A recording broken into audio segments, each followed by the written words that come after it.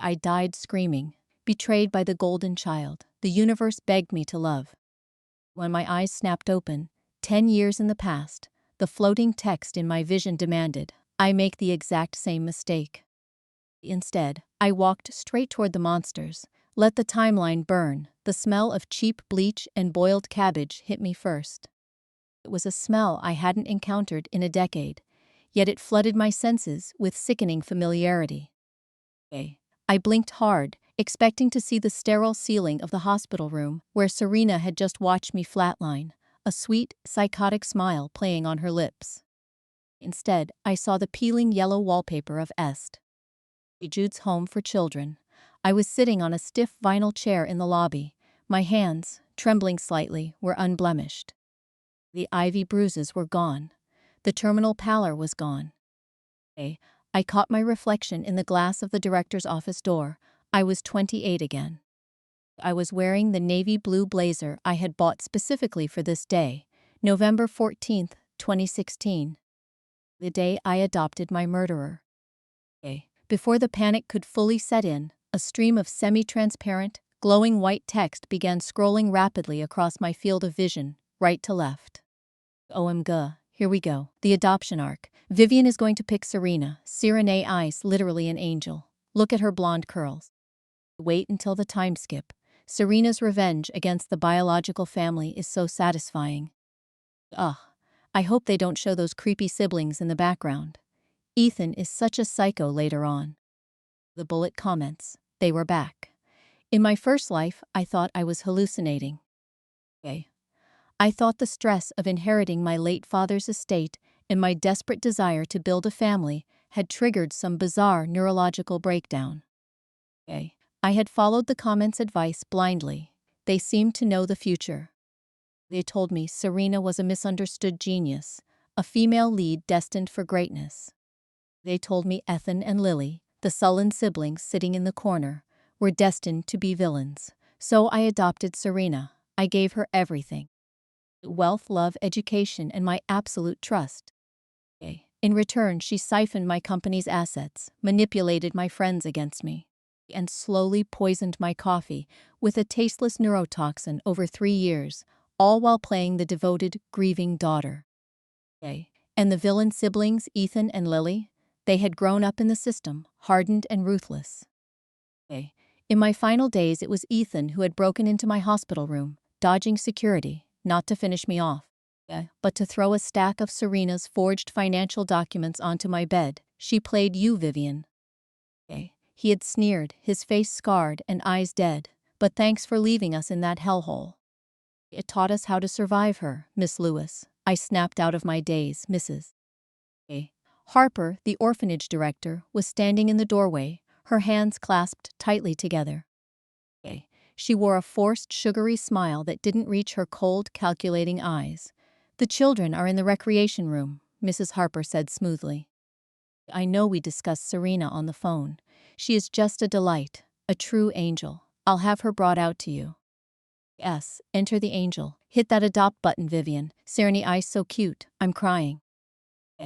I stood up, smoothing the wrinkles from my blazer. My heart pounded a frantic rhythm against my ribs, but my voice came out ice cold. I'd actually like to see the recreation room for myself, Mrs. Harper. All the children, Mrs. Harper's smile faltered for a fraction of a second. Oh well, it's a bit messy right now, but of course. Right this way. I followed her down the linoleum hallway.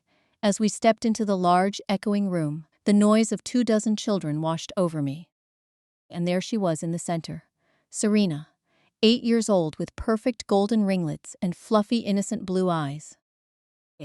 She was sharing her crayons with a younger boy, looking like a scene straight out of a charity brochure. Look at her. So selfless. Vivian is so lucky, I didn't even break my stride. I walked right past Serena. I felt the collective gasp of the bullet comments scrolling across my vision, the text freezing for a split second before speeding up in a chaotic flurry. Wait, what? Where is she going? Did she miss her? I walked to the darkest corner of the room near the leaky radiator. Sitting on the floor, their backs pressed against the peeling plaster, were a boy and a girl. Ethan was 10. He was small for his age, with defensive hunched shoulders and dark bruised eyes that watched the room with the intensity of a cornered stray dog. His arm was wrapped tightly around a little girl, Lily. She was 8, her dark hair a tangled mess, clutching a dirty one-eyed stuffed rabbit. As I approached, Ethan instantly pulled Lily closer, his jaw setting in a hard, aggressive line. In my past life, the comments had called this a villain's glare.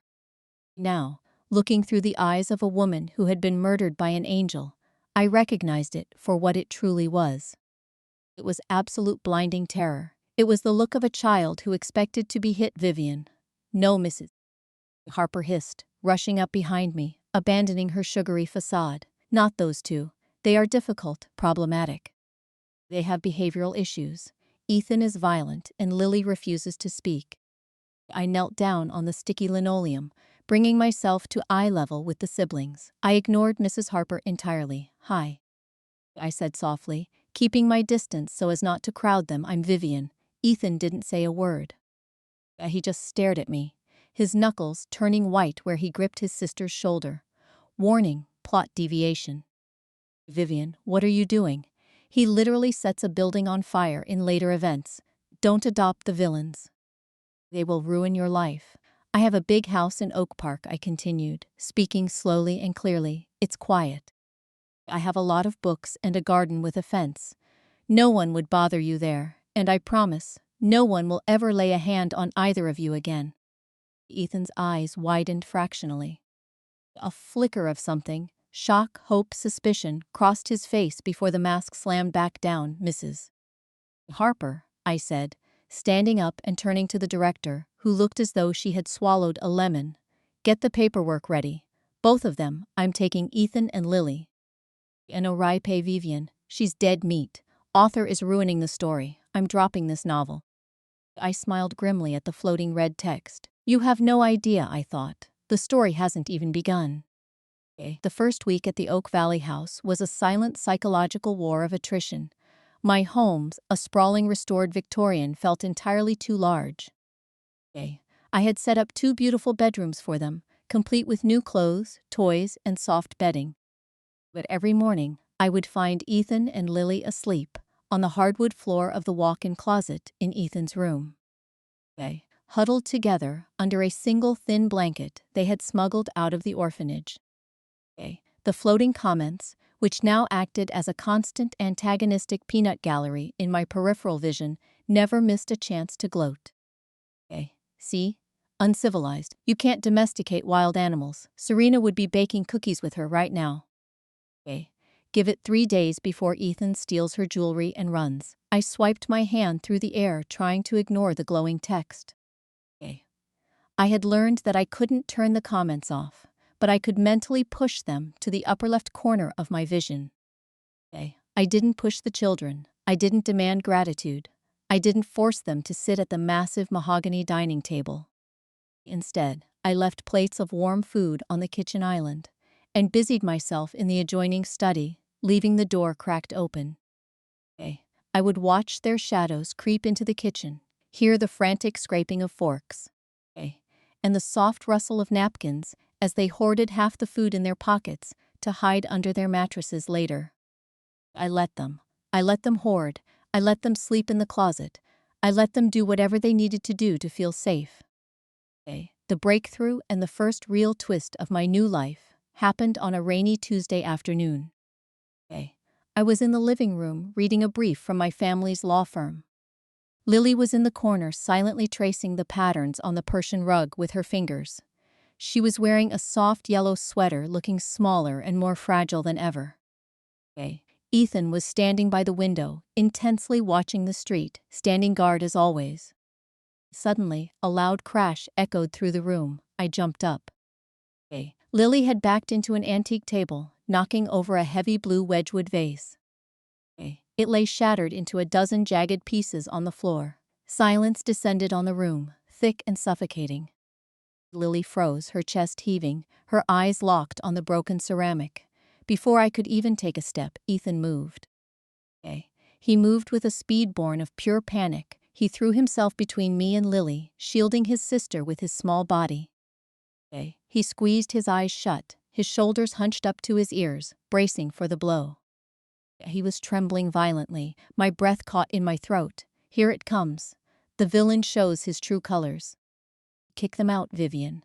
That vase was worth 5, Ethan, I breathed, my voice barely a whisper.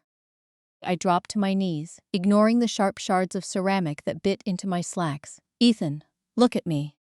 He kept his eyes squeezed shut. It was me. He blurted out, his voice cracking. I bumped the table, not Lily. It was me. You can hit me. Just use your hands, okay? Not the belt. Please, not the belt. Tears blurred my vision. The sheer, agonizing reality of what these children had endured hit me harder than any bullet comment ever could. I didn't just feel pity.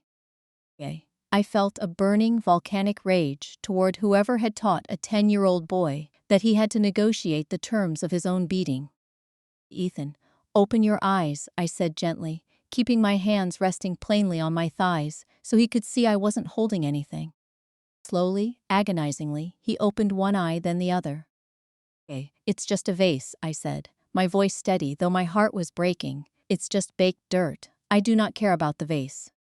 I care that neither of you stepped on the glass. Are you hurt? Ethan stared at me, dumbfounded. The defensive posture slowly unraveled, leaving behind a bewildered, terrified little boy. Behind him, Lily let out a tiny, choked sob.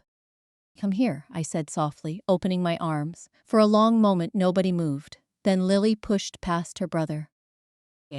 She practically threw herself into my arms, burying her tear-streaked face into my neck. I wrapped my arms tightly around her, rubbing her back.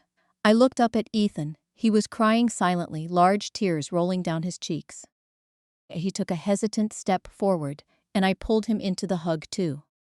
For the first time since I woke up in this timeline, the glowing text in my vision began to flicker and glitch. Wait, what? I didn't know they were abused. The author never wrote that. Is she fixing them? That night, after I finally coaxed them to sleep in their actual beds, promising to leave all the hallway lights on, and the doors open, I went down to my study. I locked the door and pulled out the thick manila folder. I had quietly bribed a clerk at Riverside Home to copy for me. If Ethan and Lily were terrified of a belt, someone at that orphanage was using one. I spread the medical and disciplinary records across my desk. I poured a glass of scotch, my eyes scanning the dry bureaucratic language. According to the files, Ethan was frequently treated for clumsiness and fights with other children. The attending physician who signed off on all these reports was a Dr. Eris Mitchell. I pulled out my laptop and typed Dr. Adrian Cole's name into a private investigator database I had access to through my company. Mitchell was a prominent local pediatrician, but looking deeper into his financial ties, I found a shell corporation that made regular heavy donations to St. Jude's. The board member receiving those donations was Charles Bennett, and then I found the cross-reference that made my blood run cold. Dr. Mitchell's private clinic had a VIP patient list. Right at the top, receiving weekly private counseling sessions, was Serena. The records showed Serena frequently visited the clinic on the same days Ethan and Lily were treated for their injuries. I leaned back in my leather chair, the puzzle pieces snapping into a horrifying picture. Serena wasn't just a sociopath who got lucky. She was the golden child of a corrupt, abusive system doctor. Cole and Davies were using the orphanage as a front for embezzlement, covering up their physical abuse of the older, rebellious children like Ethan, while grooming the pretty compliant ones like Serena to maintain the facade of a perfect charity. Serena wasn't innocent. She was the warden's favorite spy. She had likely framed Ethan and Lily countless times. Holy crap, plot twist. Serena was in on it. Oh my God, I feel sick. Vivian needs to go to the police right now. I looked at the glowing comments demanding justice. I took a slow sip of my scotch. The police? I murmured to the empty room. The police will just tip off Davies. He'll shred the evidence and buy off a judge. No. I looked toward the ceiling, toward the bedrooms where 2 traumatized children were finally sleeping in soft beds. They were supposed to be the villains of this story. They were supposed to be the monsters who ruined my life. But looking at the truth, I realized the real monsters were wearing suits and white coats. Okay. If this world wanted a villain story, they were going to get it one. I wasn't just going to raise these children. Okay. Clears throat. I was going to use every cent of the Whitmore Family Trust Fund to systematically dismantle and destroy the lives of every single person who had ever made Ethan and Lily cry. I smiled a dark, dangerous thing. Let the games begin. The transformation of Ethan and Lily wasn't a cinematic montage. It was a grueling, agonizingly slow process of 2 steps forward, 1 step back. But they were brilliant. Okay. Once they realized my promise wasn't a trap, the survival instincts that the orphanage had weaponized against them began to blossom into terrifying competence. I didn't just give them toys, I gave them tools. I hired a private tutor, a retired child psychologist who specialized in severe trauma. I also hired a martial arts instructor.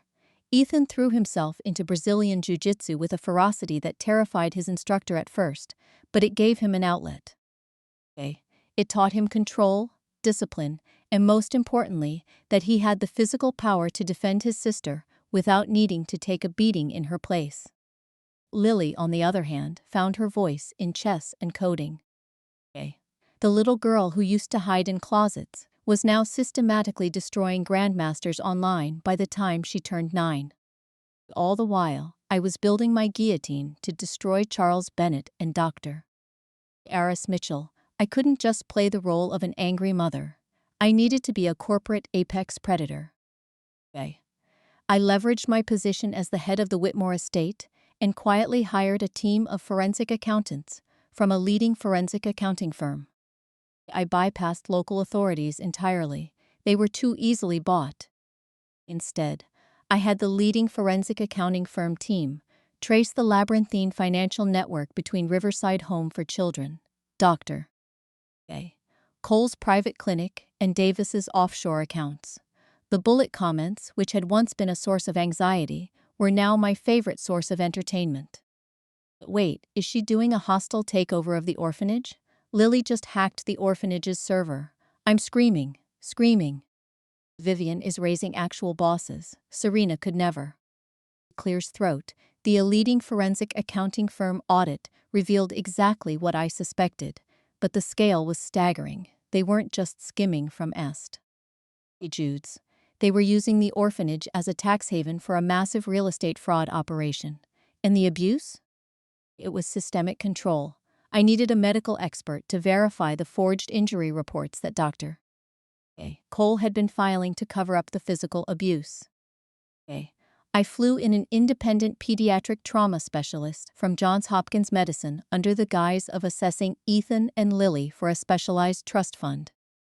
The specialist took one look at their old x-rays and Mitchell's clinical notes and immediately drafted a damning 90-page affidavit detailing the medical malpractice and intentional concealment of abuse. 6 months into our new life, the trap was fully set, but I needed the perfect stage to spring it. That stage presented itself in the form of the annual Riverside Home Winter Gala. It was a high society event where Davis and Mrs. Harper paraded their success stories in front of wealthy donors to secure the next fiscal year's funding. The day before the gala, I received an unannounced visitor at my corporate office. My assistant buzzed me. Miss Lewis, there's a young girl here. She says she knows you. I walked out to the lobby. Standing there, wearing a perfectly pressed navy coat and her signature golden ringlets, was Serena. She was holding a small hand-drawn card. When she saw me, her eyes filled with perfectly calibrated tears. Miss Vivian, she said, her voice trembling with practiced innocence, Mrs. Harper said you chose Ethan and Lily over me. Did I do something wrong? I miss them. I just wanted to give you this. She held out the card. Oh, the manipulation. She's trying to secure a backup benefactor. Don't fall for it, Vivian. She knows the walls are closing in. I didn't take the card. I crouched down to her eye level, matching her saccharine gaze, with a stare so cold I saw her flinch. Up close, Without the filter of my past life's naivety, I could see the calculation in her 8-year-old eyes. It was chilling. "Serena," I said softly, ensuring the security cameras caught our interaction, but not my words. "I know exactly what you do on Tuesdays at Dr. Cole's clinic. I know about the stories you tell Mrs. Gable to get the older kids locked in the basement. You are a very smart survivor in a very ugly place. But this act, it won't work on me. Run back to Charles Bennett and tell him I'm looking forward to the gala tomorrow." Serena's face went completely slack. The innocent child vanished, replaced by a mask of cold adult comprehension. She dropped her hand, turned on her heel, and walked out without another word. Chills, literal chills. Vivian just broke the female lead. The plot is shattered. Tomorrow is going to be a bloodbath. I brought popcorn. The ballroom of the Grand Meridian Hotel was awash in crystal chandeliers, champagne flutes, and the suffocating perfume of the city's elite. I arrived an hour late, perfectly timed for maximum impact. I didn't come alone. Ethan and Lily flanked me. They were no longer the terrified, bruised children hiding in a corner. Ethan, now 11, wore a sharp, custom-tailored tuxedo, standing tall with the quiet confidence of a boy who knew he could choke out half the men in the room if necessary. Lily, 9, wore a stunning, understated emerald dress, her dark hair sleek, holding a small clutch that contained a secure tablet synced to the ballroom's audio-visual system. The moment we walked in, the murmurs started. People recognized me as the Harrington heiress, but they didn't recognize the poised, regal children beside me, Mrs. Harper spotted us from the buffet table. She practically dropped her champagne glass, scurrying over with Charles Bennett and Dr. Cole in tow. Serena was trailing behind them, her eyes fixed on the floor, looking visibly anxious for the first time in her life. "Vivian, Miss Lewis," Davies boomed, putting on a show of jovial wealth. "We didn't expect you, and you brought the children." He looked at Ethan and Lily with thinly veiled distaste. "Mr. Davis," I smiled, "a shark smelling blood." "I wouldn't miss tonight for the world. After all, charity is about transparency, isn't it?" Before he could answer, the lights in the ballroom dimmed. The string quartet stopped playing. It was time for the main event. Davis's keynote speech and the promotional video meant to open the checkbooks of every millionaire in the room. Davis excused himself and took the stage, tapping the microphone. "Ladies and gentlemen, thank you for supporting Riverside Home. To show you the impact of your generosity, please direct your attention to the screens." He gestured grandly to the massive projector screens flanking the stage. I looked down at Lily and gave her a single nod. Lily opened her clutch, pulled out the tablet, and pressed a single button. The screens didn't show a video of smiling, happy children. Instead, a massive, high-definition spreadsheet flashed onto the screens, bearing the official seal of a leading forensic accounting firm. Next to it were scanned copies of offshore bank transfers, heavily highlighted, connecting Riverside Home operational funds directly to Richard Davis's private shell corporations. The ballroom fell dead silent. "What is this?" Davis sputtered into the microphone, his face turning an alarming shade of magenta. "Turn that off." Technical difficulties, but Lily was fast. She swiped her finger, the screen changed. Now it displayed a side-by-side comparison. On the left, Ethan's bruised medical photos from the orphanage, labeled accidental fall. On the right, the sworn affidavit from the Johns Hopkins medical examiner, highlighting the impossibility of the injuries and naming Dr. Adrian Cole as an active participant in child abuse. "Turn it off, Mrs. Harper," shrieked from the crowd, lunging toward the AV booth, but I had already signaled the security detail I had hired. Two massive men in suits stepped in front of Mrs. Harper, crossing their arms. I walked calmly to the center of the room, my heels clicking sharply against the marble floor. Ethan and Lily stayed right by my side. I didn't need a microphone. The silence in the room was absolute. "There are no technical difficulties, Mr. Davis," I said, my voice projecting clearly to the hundreds of shocked guests. Those documents have already been forwarded to the state attorney general, the federal investigators, and the financial authorities. A. The authorities are currently locking down Dr. Cole's clinic and your corporate offices. Dr. Cole went entirely pale. A. He turned and bolted for the fire exit, only to be met by 3 uniformed police officers who pushed the doors open from the outside. The sirens outside suddenly became audible, wailing in the cold winter night. Yes, destroy them. A. The villains are the real heroes. Look at Lily hacking the system. This is the best revenge arc I have ever read in my life. Chaos erupted. Donners began shouting, demanding answers. Police flooded the ballroom.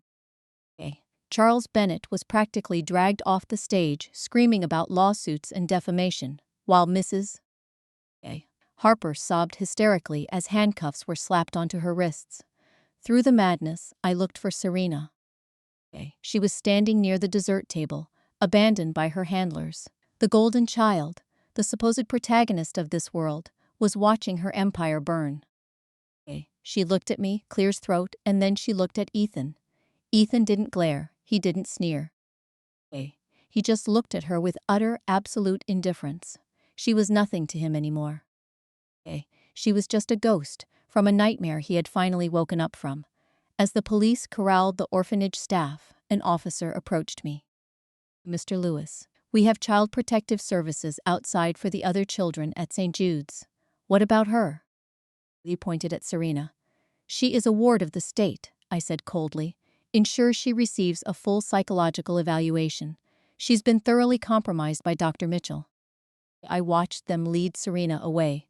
In my past life, she had taken everything from me. She was going into the system, stripped of her enablers, forced to face reality without a billionaire to leech off of. I turned my back on her and knelt down to Ethan and Lily. The flashing blue and red lights from the police cruisers illuminated the ballroom, but my children were calm. Are you okay? I asked them. Lily smiled a genuine bright thing and tucked her tablet away. Checkmate, she whispered. Ethan took a deep breath, looking around the room. For the first time, he didn't look like a soldier bracing for an attack. He just looked like a boy. He leaned forward and wrapped his arms around my neck, burying his face in my shoulder. We're going home now, right? He asked. Oh, I hugged him back, pulling Lily into the embrace. The glowing text in my vision, the comments that had haunted me, mocked me, and tried to force me down a path of destruction, began to fade. They were flickering out one by one. The story had been derailed so completely that the system had nothing left to say. Yes, I said, kissing the top of Ethan's head. We're going home, and no one will ever hurt you again. The floating comments vanished entirely, leaving my vision perfectly clear. I didn't need them anymore. I had written my own ending. If you thought the villain's path was the wrong choice, think again. Sometimes the ones labeled monsters are just survivors waiting for someone to finally fight for them. Vivian didn't just break the system. Tora shattered the entire timeline to protect her family. Did you love this insane plot twist as much as I did? Hit that like button. Share this video with someone who loves a ruthless revenge story. And subscribe for more epic Reborn drama. Let me know in the comments what you would have done in her shoes.